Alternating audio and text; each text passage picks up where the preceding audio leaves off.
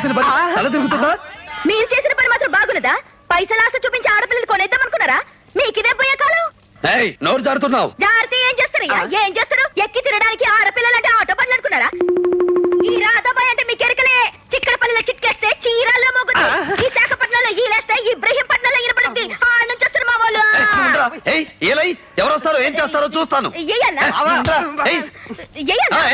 ఊరుకోమా, మా బావ ఏమంటారు? వెయిట్ సరిపోయింది. బావా జనమంతా చూస్తున్నా, వెళ్దాం పద. సంగతి ఏంటో చూస్తా. నీకు దండం పెడతాను, రమ్మన్నా ప్లీజ్. మళ్ళీ గిసంటి పని నా జిందగీలా చెయ్య. నిన్నమన్నామిండ్రా నేను కలర్ సోడాలమ్మితే నువ్వు నన్నమ్మడానికి చూస్తావరా బద్మాష్? ఒరే బైరాగి వేధవా, నీకు ఎన్నిసార్లు చెప్పినా సిగ్గు సరం లేదట్రా. నువ్వు కూడా అట్లా మాట్లాడతావేంది మామ? ఎన్ని సైన్వాల చూడలే. గుడిసెలో ఉండే పోరికి బంగలో ఉండే పోరానికి లింకు పెడితే ఏమైతుంది? క్లైమాక్స్ లో పెండ్లి అవుతుంది.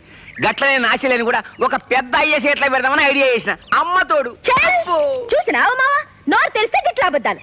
ఈ తాగుతాడంట నా పెళ్లి చేస్తాడంట. లే, నేను ఇంట్లో చెల్లిపోతా. నేను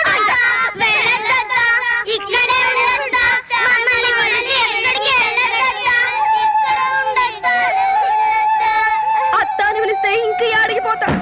వాళ్ళ దుకాలన్నా నాకన్నా ముందే తయారవుతారు. నీకు తెలవడదేమున్నదత్త, ఇంత సంసారం చేయడానికి ఈ ఆస్ట్రకొచ్చి మా వదనమ్మ చచ్చిపోయింది. ఈ పిల్లలేమో నా పెడకు చుట్టుకున్నారు. ఇంకే అడిగిపోతా, లోపలికే పోతా. రండి. నీ అసొంటి సెంటిమెంటల్ అత్త ఒక్కతున్నా చాలే, ఎంత డ్రామా అన్నాడొచ్చు. వయసులో ఉన్న ఆడపిల్ల బజ్జీలు సోడాలు అమ్మి ఇల్లు గడుపుతుంటే ఇట్లాంటి ఏదో పనులు చేయడానికి సిగ్గులేదురా నీకు? రాదా 4 రోజులు వీడికి అన్నం పెట్టకే. తిండి నాకెందుకు అత్త? డాక్టర్ సాబు నన్ను పల్సటి టానిక్ తీసుకోమన్నాడు.